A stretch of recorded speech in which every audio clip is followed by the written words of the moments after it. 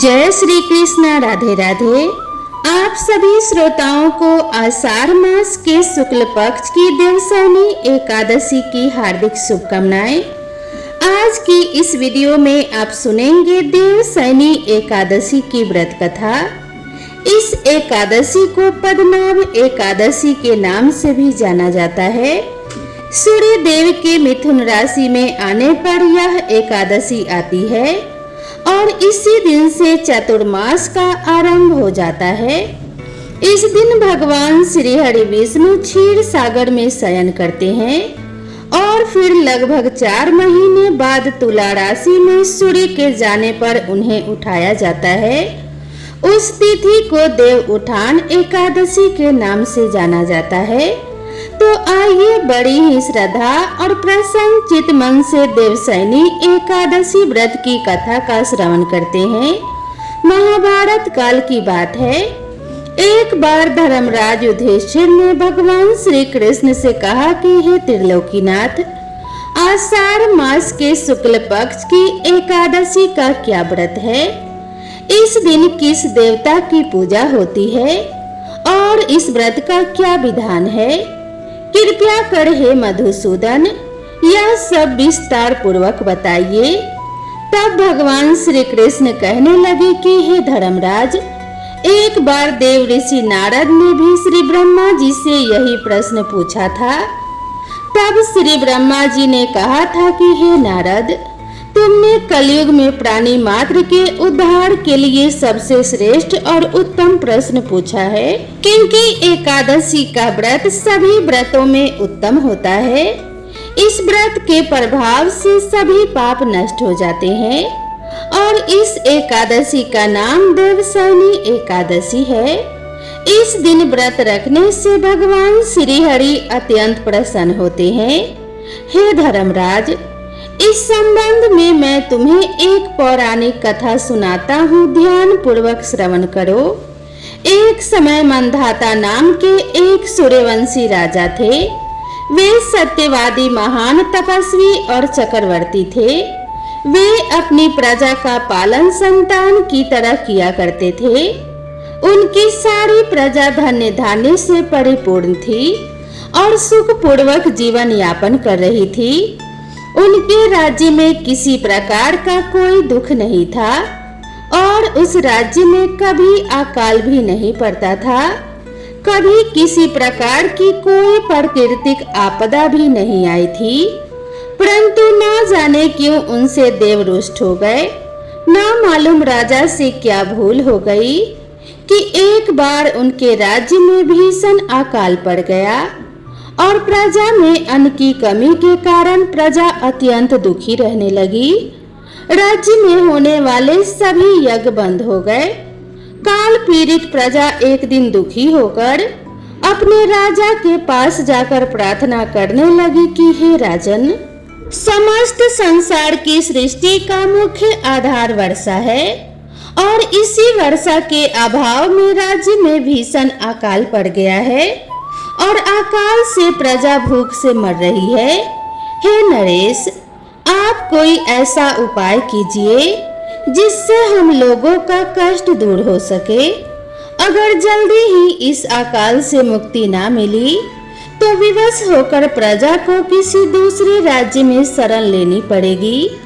प्रजाजनों की बात और दुख सुनकर राजा कहने लगे कि आप लोग सत्य कह रहे हैं कि वर्षा न होने से आप सभी बहुत दुखी हैं। राजा के पापों के कारण ही प्रजा को कष्ट भोगना पड़ता है। मैं बहुत सोच विचार कर कह रहा हूँ, परंतु फिर भी मुझे अपना कोई दोष दिखाई नहीं दे रहा। आप लोगों के कष्ट को दूर करने के लिए मैं बहुत उपाय कर रहा हूँ, परंतु आप चिंतित मत होइए। मैं इसका कोई ना कोई उपाय अवश्य ही ढूंढ निकालूंगा। राजा के वचनों को सुनकर प्रजाजन वहां से चले गए। राजा मंधाता भगवान की पूजा कर कुछ मुख्य व्यक्तियों को साथ लेकर वन को चले गए। वहां वह ऋषि मुनियों के आश्रमों में घूमते घूमते अंत में ब्रह्मा जी के मानस पुत्र अंगिरा ऋषि के आश्रम में पहुंच गए। रथ से उतरकर राजा आश्रम में गए। वहां ऋषि अभी नित्य कर्म से निवृत्त हुए ही थे कि राजा ने उनके समक्ष पहुंचकर उन्हें प्रणाम किया। ऋषि ने राजा को आशीर्वाद दिया, फिर पूछा कि हे राजा, आप इस स्थान पर किस प्रयोजन से पधारे हैं, सो कहिए। तब राजा कहने लगे कि हे महर्षि, मेरे राज्य में 3 वर्ष से वर्षा नहीं हो रही है, जिससे भीषण अकाल पड़ गया है। मेरी प्रजा भयंकर कष्ट भोग रही है। राजा के पापों के प्रभाव से ही प्रजा को कष्ट मिलता है, ऐसा शास्त्रों में लिखा है। मैं तो धर्म के अनुसार राज्य करता हूँ, फिर यह अकाल कैसे पड़ गया, इसका मुझे अभी तक पता नहीं लग सका है। अब मैं आपके पास इसी संदेह की निवृत्ति के लिए आया हूँ। मुनिवर, आप कृपया करके मेरी इस समस्या का निवारण करें। प्रजा के कष्ट को दूर करने के लिए कोई उपाय बताइए। राजा से सारा वृतांत सुनने के बाद ऋषि कहने लगे कि हे राजन, इस सतयुग में धर्म के चारों चरण सम्मिलित हैं और यह युग सभी युगों में उत्तम है। इस युग में केवल ब्राह्मण को ही तप करने तथा वेद पढ़ने का अधिकार है, किंतु आपके राज्य में एक शूद्र तपस्या कर रहा है। इसी दोष के कारण आपके राज्य में वर्षा नहीं हो रही है।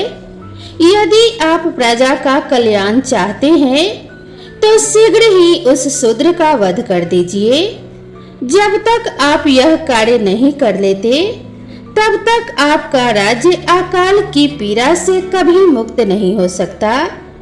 ऋषि के वचनों को सुनकर राजा कहने लगे कि हे मुनि श्रेष्ठ, मैं उस निरपराध तप करने वाले शूद्र को नहीं मार सकता, क्योंकि किसी निर्दोष मनुष्य की हत्या करना मेरे नियमों के सर्वथा विरुद्ध है और मेरी आत्मा इसे किसी भी स्थिति में स्वीकार नहीं करेगी।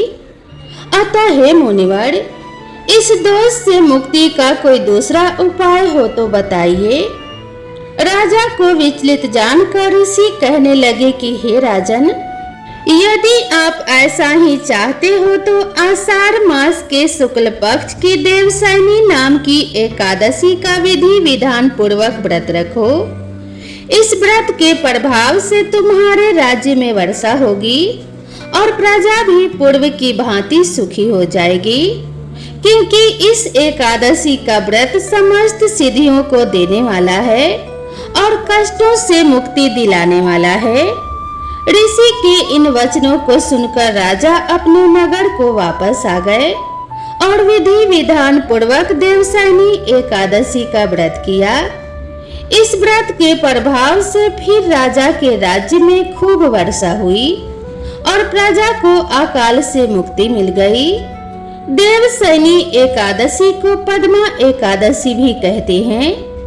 इस व्रत को रखने से भगवान श्री हरि विष्णु अत्यंत प्रसन्न होते हैं। इस कथा का सार यह है कि अपने कष्टों से मुक्ति पाने के लिए कभी भी किसी हाल में दूसरे का बुरा नहीं करना चाहिए। अपनी शक्ति से और भगवान पर पूर्ण श्रद्धा और आस्था रखकर संतों के कहे अनुसार सत्कर्म करने से बड़े बड़े कष्टों से सहज ही मुक्ति मिल जाती है। भगवान श्री हरि देवशयनी एकादशी के दिन पाताल लोक में योग निद्रा में क्यों जाते हैं, इस बारे में भी पुराणों में एक बहुत ही सुंदर कथा प्रचलित है। जिस कथा के अनुसार इसी एकादशी के दिन भगवान श्री हरि ने शंखासुर नाम के व्यक्ति का वध किया था, जिसके बाद भगवान श्री हरि इसी दिन से आरंभ करके 4 मास तक क्षीर सागर में शयन करते हैं और कार्तिक शुक्ल एकादशी को जागते हैं।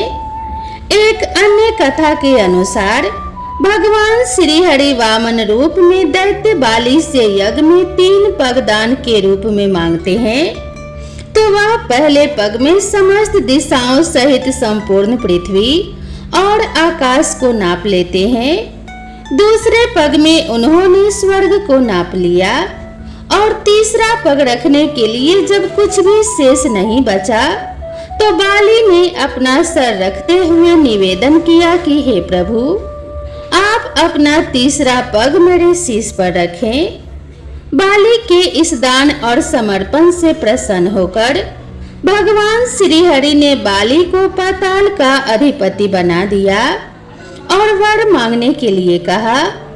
बाली ने कहा, प्रभु आप सदा मेरे महल में ही रहे, मुझे यही चाहिए। अब भगवान विष्णु बाली को दिए हुए वचन के बंधन में बंध चुके थे। ऐसे में जब भगवान विष्णु पाताल लोक में निवास करने लगे तो माता लक्ष्मी जी को भगवान श्री हरि की जो पत्नी है वे बहुत दुखी हुई।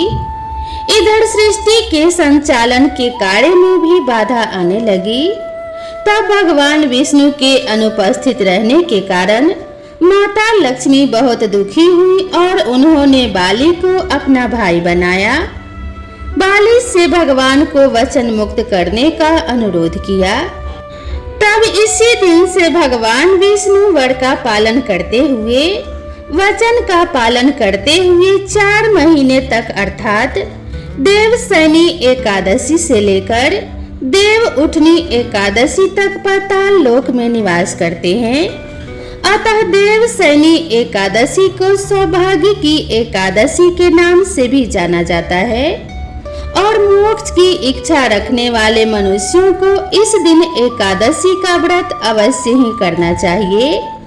तो प्रेम से बोलिए भगवान श्री हरि विष्णु जी की जय। दोस्तों, आप सभी को अगर यह वीडियो पसंद आई हो तो वीडियो को एक लाइक जरूर करें और इसी तरह की नई नई कथाओं और नई नई कहानियों के लिए मेरे चैनल से जुड़े रहें। तो मिलते हैं इसी तरह की नई कथा और नई कहानी के साथ। तब तक के लिए राधे राधे।